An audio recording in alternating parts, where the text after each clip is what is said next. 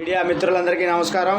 మిత్రులారా, నిన్న వైసీపీ అధికార ప్రతినిధి వైసీపీ నాయకుడు అంబటి రాంబాబు గారు గుంటూరు ఎస్పీ కార్యాలయంలో ప్రెస్ మీట్ పెట్టారు.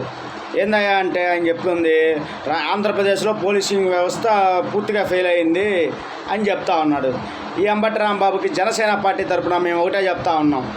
అంబటి రాంబాబు గారు, మీరు అడుగుతుంది రాజధాని రైతుల మీద కేసులు పెట్టండి అని అడుగుతూ ఉన్నారు. మీ నాయకత్వంలో 5 సంవత్సరాల పాటు వారు రాజధాని విషయంలో ధర్నాలు చేసినా, నిరాహార దీక్షలు చేసినా మీరు ఏ రోజు వాళ్ళ దగ్గరికి వెళ్ళలేదు, వాళ్ళని పరామర్శించలేదు.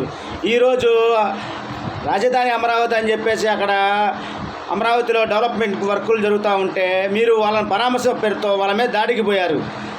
ఈరోజు మళ్ళీ మీరు మమ్మల్ని ఆపారు, నిర్బంధించారు, మా మీద దాడి చేశారని చెప్పేసి ఇదే పోలీసు వాళ్ళ దగ్గరికి వెళ్ళి మేము కంప్లైంట్ ఇస్తున్నాం, తీసుకోవట్లేదు, మీరు పోలీసింగ్ వ్యవస్థ ఫెయిల్ అయిందని చెప్పి చెప్పడాన్ని జనసేన పార్టీ తరఫున తీవ్రంగా ఖండిస్తూ ఉన్నాం.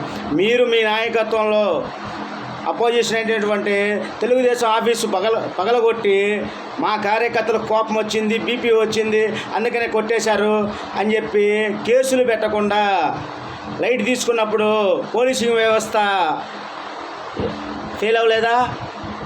అంబటి రాంబాబు గారు సమాధానం చెప్పండి. మీకు ఒకలాగానో ఇంకొకరికి ఇంకొకలాగా ఉండదు.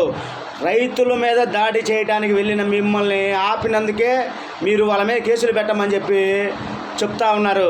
పోలీసింగ్ వ్యవస్థ ఫెయిల్ అయిందని చెప్తా ఉన్నారు. ఈ రోజుకైనా సరే మీకు అర్థమవుతుందా? పోలీసు వ్యవస్థ నిష్పక్షపాతంగా నడుస్తుంది. కూటమి ప్రభుత్వంలో ఖచ్చితంగా మీకు రాజధాని రైతులు తగిన బుద్ధి చెప్పారు.